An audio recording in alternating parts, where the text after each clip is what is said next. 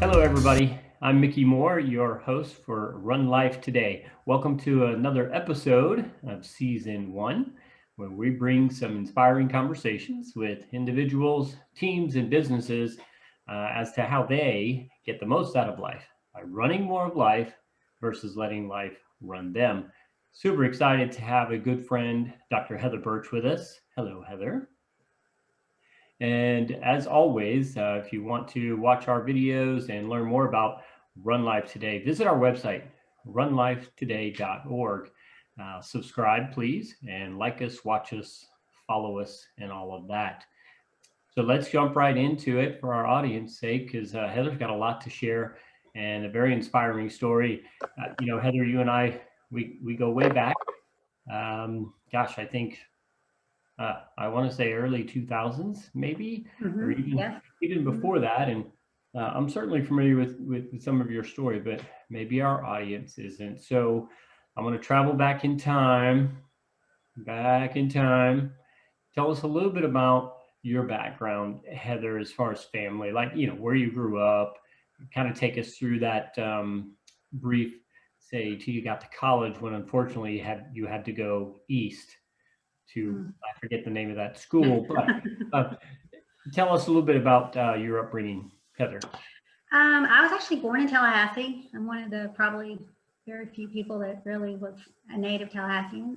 I spent the first probably 5 years here.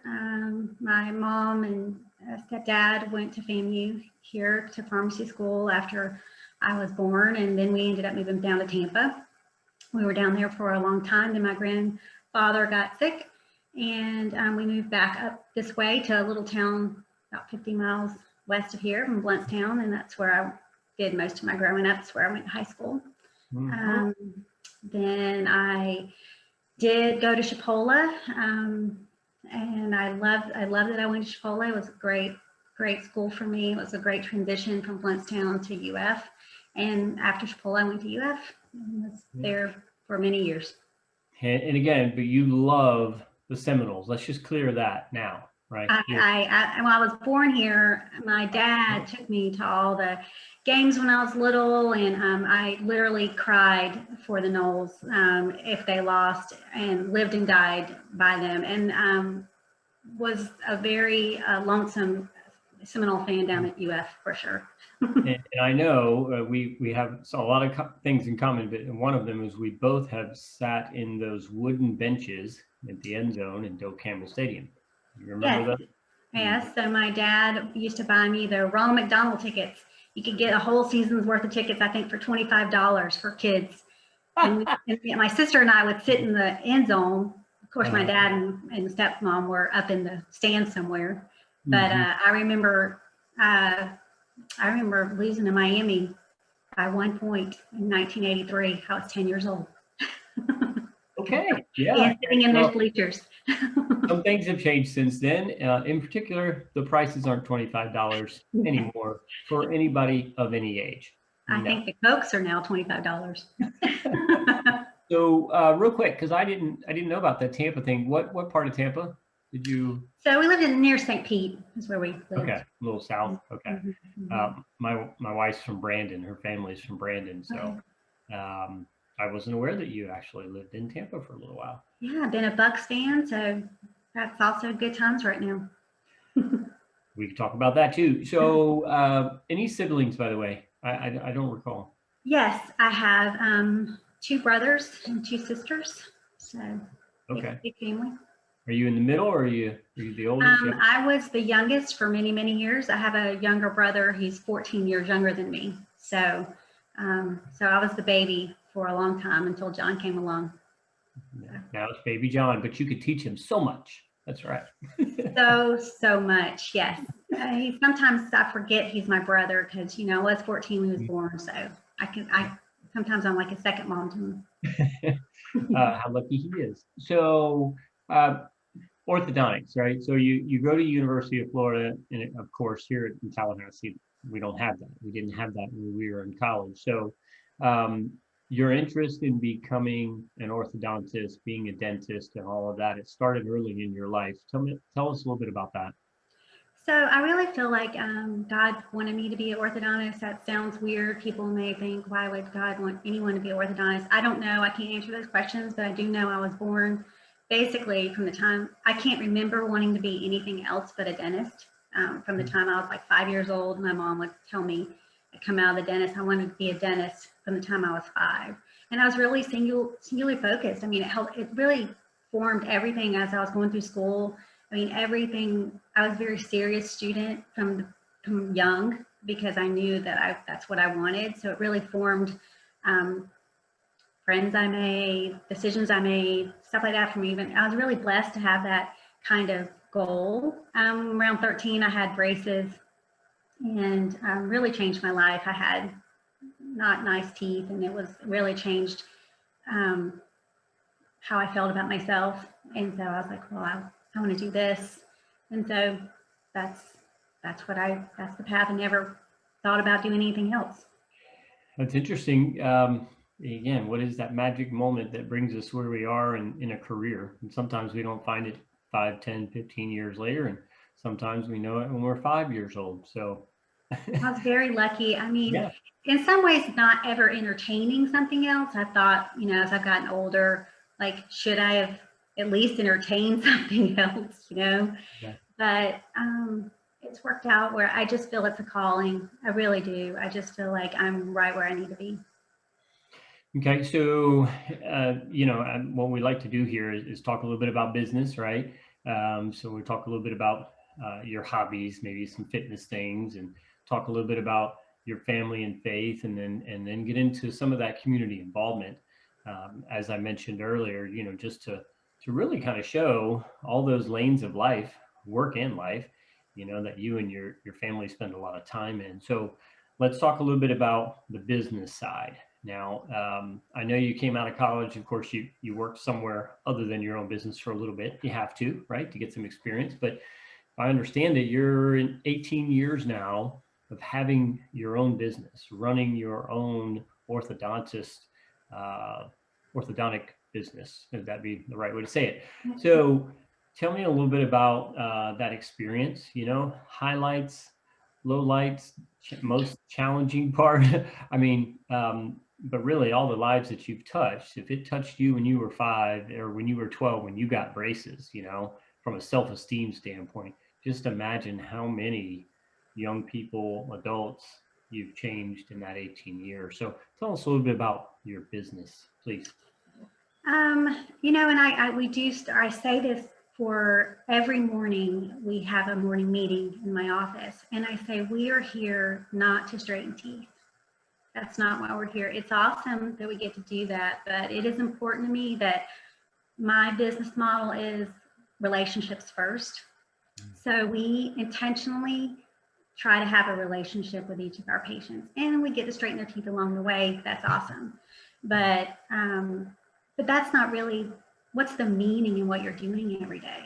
So the meaning is not found in straight teeth. The meaning is found in all the people you get to meet along the way. And so we intentionally try to do that. So it's my business model. It's been a process coming to that business model for sure. But I worked for a year in Panama City with another orthodontist.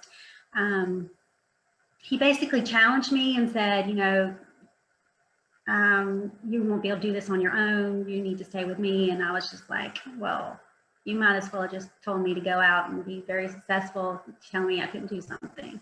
So I came over here to Tallahassee, started with one patient. That had its own challenges financially, of course. I didn't get paid for the first year that I worked. Everyone got a paycheck except for me. And I will say about 6 months of that, I was kind of like, right, I'm ready to get something out of this. And I brought Jerry Osteryoung. Are you familiar with him? Do you know Jerry? Dr. Jerry. Yep. And he came in and he said, what are your goals? He said, what are your goals? And I said, my goal is to be able to go down the aisle in Publix and be able to choose whatever kind of paper towels I want and not look at the price per paper towel, just to go buy whatever I wanted. And he laughed at me. He's like, well, that's probably a doable goal for you. And he said, the first thing you got to do is start paying yourself. And man, it was really hard. That was really hard to take that money out of the business because I was really afraid to do that. But meeting him through Rotary, he became just this person that I could just be real with and talk to with. And he didn't know anything about orthodontics, but he knew how to do a business. Right. And he helped me along the way. So I would say that first 5 years of owning your own business is not anything on what you expect it to be. It's a good thing you're naive. It's a good thing you don't know everything. And then as you go through your business, you meet, challenges of employees and figuring out how to have relationships with them and training processes and all that stuff. I'd say there's still, there's challenges every day with all of that. Yeah. Busy schedule. And speaking from experience, I've benefited from your business. So, and of course, knowing how you run it through Rotary, and you won the Ethics in Business Award. So there's a lot of things that speak to the success of your business. I like, the family atmosphere, regardless of the changing in staff. It's always felt like a comfortable place to be, an easy place to be. But it's also a business, and you run it as such. And to see the growth you've had over the years, what would be one or two, say, that's a key to our success, probably because of this and this? What would be a couple of those things from a business perspective? We pray every morning. Okay. That's very important because we start each day with the right mindset. Okay. I think that's real important to recenter yourself. And basically, I look at each person that comes in. If you were my brother, what would I do for you? If you were my sister, if you were my kid. And that's how I try to treat everyone that comes through the door. I just think if you treat people good, it doesn't matter. When I first got to Tallahassee did not need another orthodontist. It was very overrun with orthodontists. It was really hard to make a way here. And to be quite candid, I was a woman in a very male-dominated field and wasn't well received sometimes because of that. And I just felt like this. All I do is go to work every day and treat people kind and show love, love to people. I'm gonna be fine. I'm gonna be successful, whatever that means. I agree. So then 5 more years, 10 more years, 20 more years? For now? Yeah. I know for sure I'm going next week. Okay. All right. Yeah. I obviously I put you on the spot there, and there's probably no answer as of yet, but it's something I'm sure you're thinking about, right? Do we have plan? I was just talking to my financial planner yesterday. Do I have a plan? Yes, I do. I want to have flexibility. I can't ever see not working, doing something, contributing to the world. Yeah. But I want to have flexibility. I don't want to, if I want to walk away, I want to be able to, but I can't see that happening anytime soon. Okay. So thank you for that. And now let's shift to another lane, if you will. Talk a little bit about, let's say, your community involvement, right? Again, you and I think we served on our first board together for Rotary Youth Camp.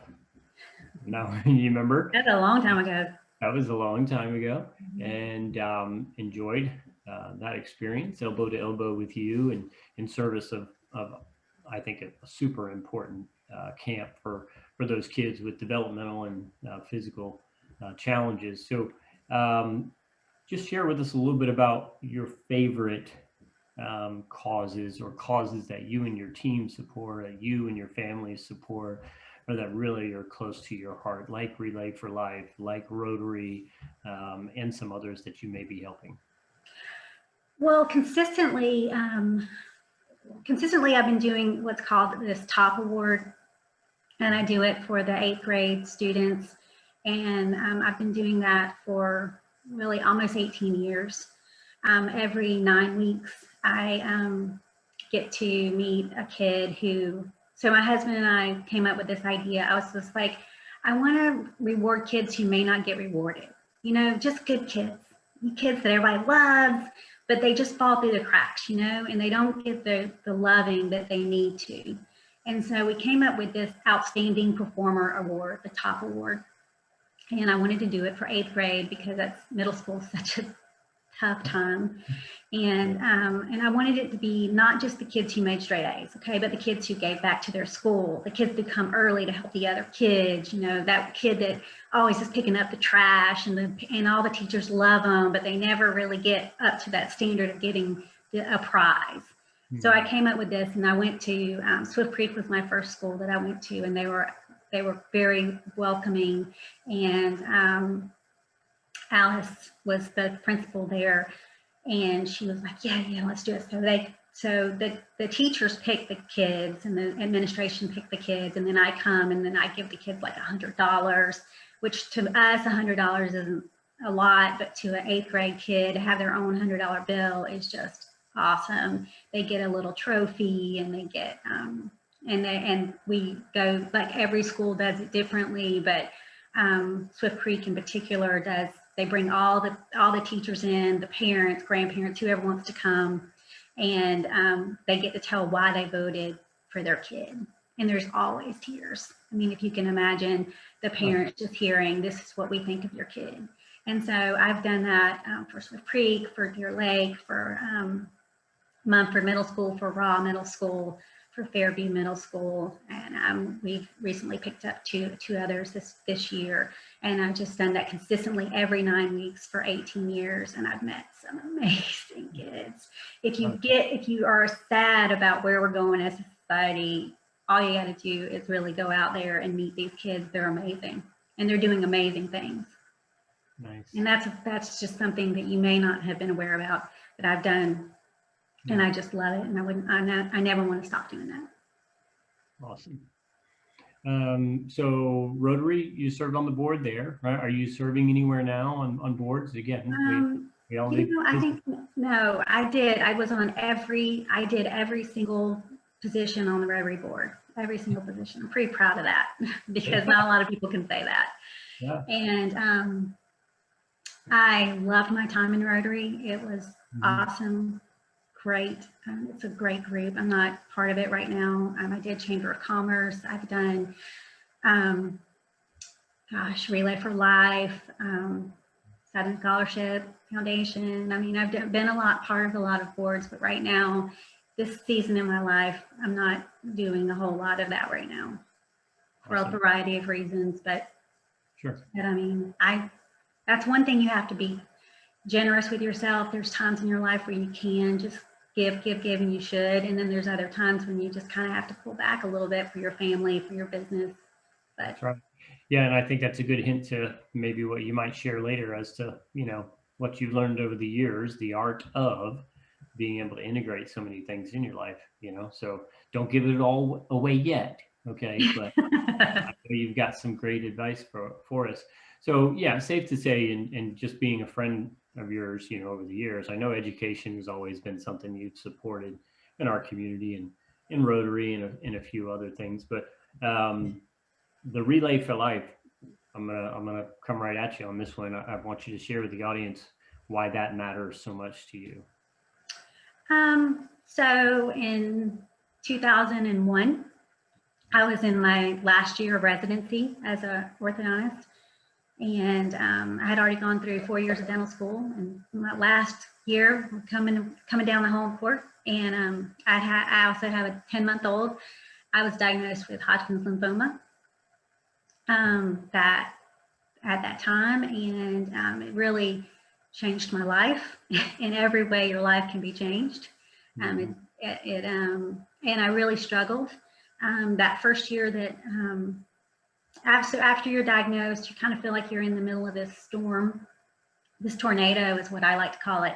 And you're in the middle, and everybody's around you, and you feel very out of control and very just surviving.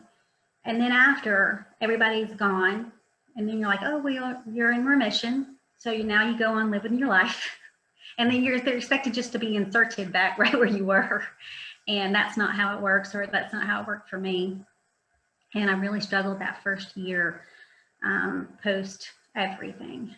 Felt like I couldn't talk about it with my family because they didn't want to talk about it because it was too sad for them to talk about. They just wanted me to be happy and survive, and all of that, which I completely understand as a mother and, you know, as a spouse. But I couldn't talk about it with them. And I thought my experience was unique. And then I joined Relay for Life, and thank goodness I did. It was just a life changer for me. I got part of the board, and I started meeting other survivors. And you know what I found out? Hey, I'm not unique. I'm just like everybody else, you know, Right.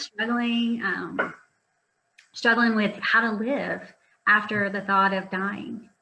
And it is a process. You have to learn to live without fear after that. And Relay for Life taught me.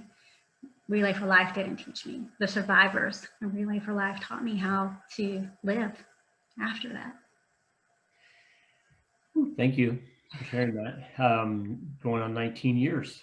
That's right. Right? 20 years this year in October. Celebrate that. And I remember, you know, I still wear this, you know, regardless of what people think about Lance Armstrong. I've always supported Live Strong, you know, because I remember the first bracelet I ever got was from your office years ago. You had them.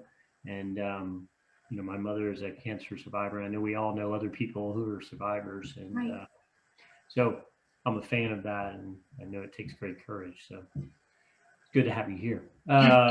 Okay, so now it's hard to shift and transition. I like to think I'm sorry. I've been a little bit ambivalent because this 20 years, because Mickey, I didn't think I was going to be here in 20 years. Right. Yeah. Even after I survived it, I really thought I would not be here because of all the other things I had to go through to get through the cancer. So it has been a very big milestone for me this year. So I'm sorry. No, don't be sorry about that. It's just it's hard for me to transition, you know, to the next subject on our conversation. Like, oh, how do you go from that to anything? So, but I do want to shift now to another lane because I know you're an active person, right? So you've got work and you've got the community piece. We haven't even gotten the family and faith yet, but you know, tell us a little bit about your hobbies and things. And again, I'll throw it out there. I know you may run a little bit once in a while, so marathoner maybe, but tell us a little bit about your dedication to fitness and some other hobbies. Well, I think it's a good transition from what I just talked about, because one of the reasons that I'm so passionate about making sure that I'm taking care of myself is because my past, because I did have chemo and radiation and cancer, and I think it's important to take care of yourself no matter what, but certainly that's a big motivator for me. Yeah, I have run a marathon. I did, and I have run many half marathons, yay. And I love getting out there and running. I remember when I was you got me into running because you invited me to run for Southern Scholarship, your run you had there, and I had not run before then, and I did like the couch to whatever 5K or whatever. That's it. And I did miserable. It was 3 miles, and I was like, how do people run 3 miles? And I don't know how many years ago that was, but it was a long time ago. It was a long time ago, 2010, 2011, somewhere in there. So right after that race with you, it lit a fire in me. And I remember being afraid to run by myself as a woman. And I just started running, and I just started exploring new places to run in Tallahassee. And I got to see all these new places, and I got less and less fearful of being by myself and being alone with my thoughts and all that stuff that you are when you run. And I just love it. I don't run as much as I used to. I do exercise every day, but I don't run. I run a couple times a week. And so, but I've done all kinds of things. I've done, you know, gym rat, you know, and I like that for a while. And, but I've always come back to running or because I just love that time of, first of all, feeling like I could go anywhere, I could do anything. And then second of time, just that I don't have to be a mom, I don't have to be a boss, I don't have to be a wife, I don't have to be anything. I just be out there running and being. Yeah, I like that. Well, I mean, it's easy to be present on a run. That's what I find, right? Yes. Um, to be in that moment. And people say, well, don't you listen to music? And like, no, I mean, the music is everything that's happening around me, or it's the music in my mind if I want to think about things. Or do you find yourself creating and solving a lot when you run? For sure. For sure. I have my best problem solving times when I'm running. If I'm struggling with something at the office or struggling with something with my family or whatever, I can go out and just run and somehow can work it all out in the mind. Yeah, For sure. it certainly helps me find clarity around some issues. It's strange though. I mean, there's some. Just the other day, I was running. This is going to sound weird, but I was thinking about, hey, my eulogy. What's that going to be like? Now, how I started that conversation in my mind while I was running, I have no idea. But you just never know what Absolutely. you know. Absolutely. I have thought about all kinds of things running for Yeah, sure. yeah. So gym rat still exercise, tying it back to again your path that you've traveled. Sorry. Super important to be active, right? To be mentally strong, to be physically strong as much as you can. Yeah. Right. I mean, I go every day at lunch. I have 2 miles that I do, which is not much, but it's something I can do at lunch without getting too sweaty, too hot. But it's also something, it gives me more energy. I know people talk about, like, how do you work all the morning? Dude, my staff asks me all the time, like, how are you? You're so physically active in the office. How does going and walking at lunch make you energized for the afternoons, which are usually our very active times? But I always come back ready to go, refreshed. And, you can sit there and read or whatever, but I love to get outside. And it refocuses me, it helps me come back, centers me, and I just have that time. And I know I'm going to get that time. No, it's not planned for anything else. That's what it is. If nothing else fails, if I can't do anything else that day, I know I'm getting that 2 miles in, which is not a lot, but it's something. It's funny knowing your industry too, the ergonomics issue, around your job, you're bending over a lot and your hands and your shoulders and elbows. I'd imagine, again, it would benefit you if you're a dentist to have some kind of physical, you know, activity just to help your body through that. Right? Does that make sense? For sure. I mean, most dentists have really horrible back issues. And I've been, not that I haven't struggled with that some, but I've been really lucky. And we see about 75 patients a day.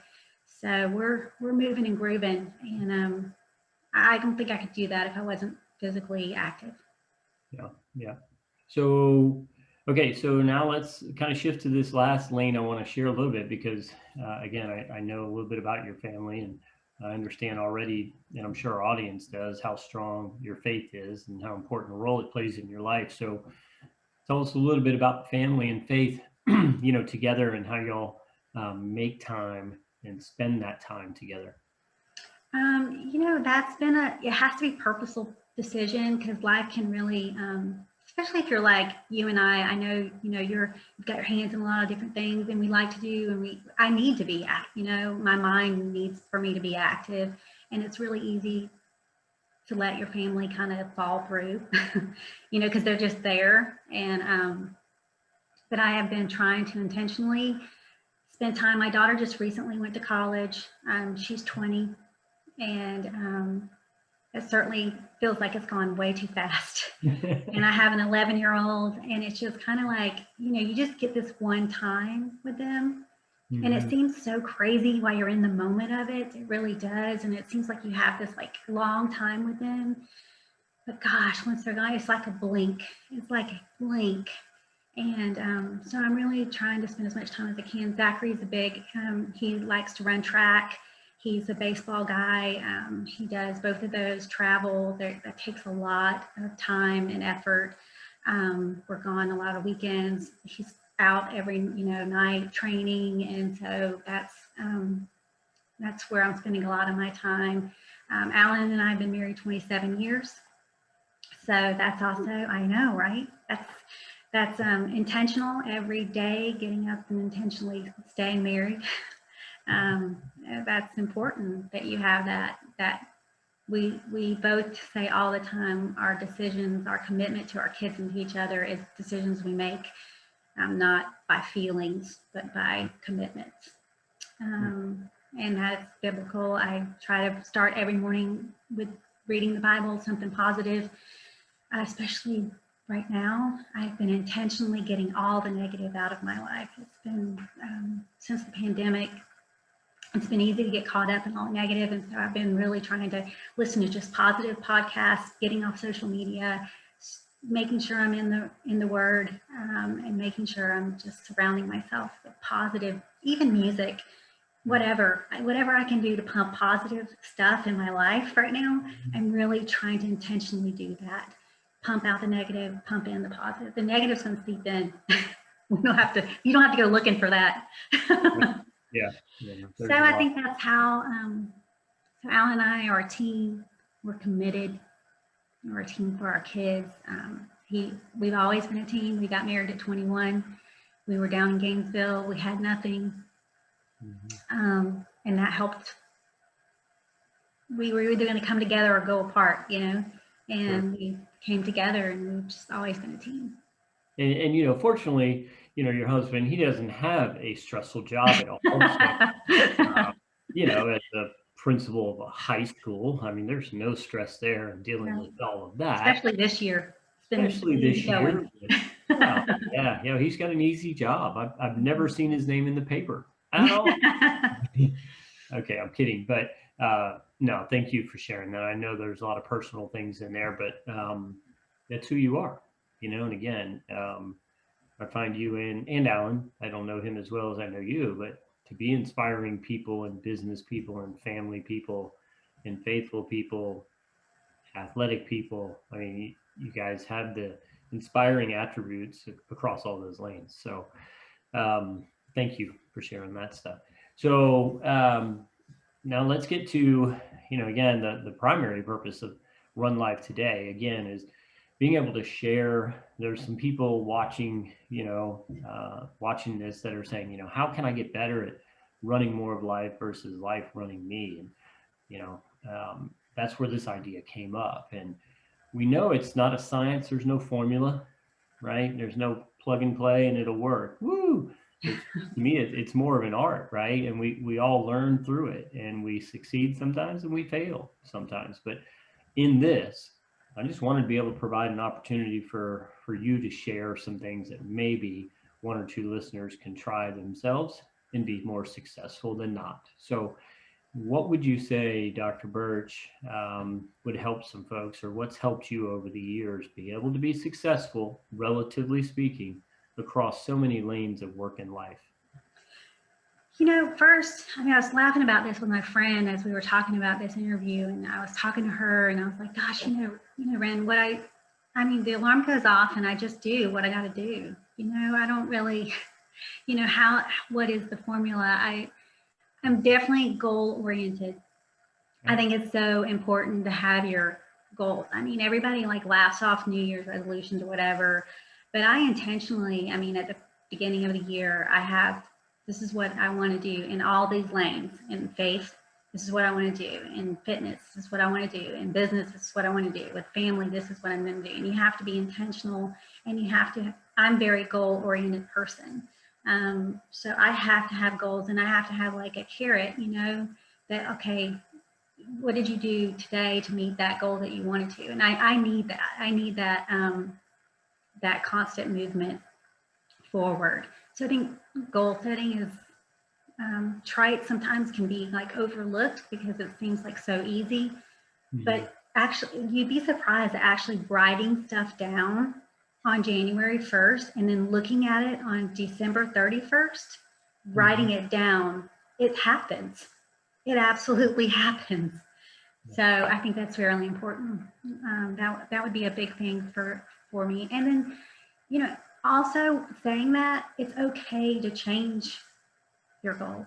It's okay, depending on what season you're in, to give yourself a break if you're not where you need to be in one area, and then reassess. I always think if you find yourself beating your head against the wall all the time, with something, then maybe you need to reassess what's going on, Like, I do think that's a little nudge from up above saying, hey, maybe you need to change your path this way. If you feel like you're just, always going up against it, maybe there's something else you can. So I don't think you have goals, yes, but also it's okay to say, this is not working. How do I transition out of this and move towards something else? Right. Two important things. Yeah, I'm glad you didn't use the word pivot, because I think we've heard that word enough this year. But so what I hear you saying again, so goals, right? Goal setting, number one, have goals, but write them down. Okay. Mm-hmm. Keep them in front of you so you see them, right? So you know where you're trying to get to and go. But on the other side of that is reassess when you need to and be able to adapt and be flexible. I mean, because again, we don't control all things around us, and that's part of it. And that's why I say it's an art, and we still succeed and fail. But the point is, if you don't try to run life more than life runs you, you'll never get there. So let's at least try, right? That's right. Be flexible and adapt where we can. And that internal dialogue, if you're talking to yourself, if you're saying stuff to yourself that you would never say to a friend, stop it. Turn that internal dialogue. If you're saying mean and hurtful things to yourself, that's something you would never ever say to another person, then you need to reassess. I think this is so important to turn that internal dialogue of being positive towards yourself and positive, turning off all those negative recorders that we all have, that we all remember from growing up and kids and going through life. Well, I mean, doubt's always there. It creeps in. Now, what do you do to head it off, right? And right. Faith can come in, and or physical activity even, right? Right. Get out of this negative space. I need to go for a run. So, right. Heather, thank you. Again, I know you're obviously busy. You just explained to the entire audience just how busy you are, but you made time for us and them today. So I do appreciate it. And to our audience, thank you for listening in. And all of our videos, again, are on our website, runlifetoday.org. Look out for our next episode. Until then, do your best, right? Try your best to run more of life than letting life run you. Dr. Burch, take care of yourself. Thank you so much. I'll see you somewhere out there on the roads running, or maybe I'll swing by the office, say hello soon. You better be wearing your retainer. Yes, ma'am. I'll see you later. Thank you. Bye.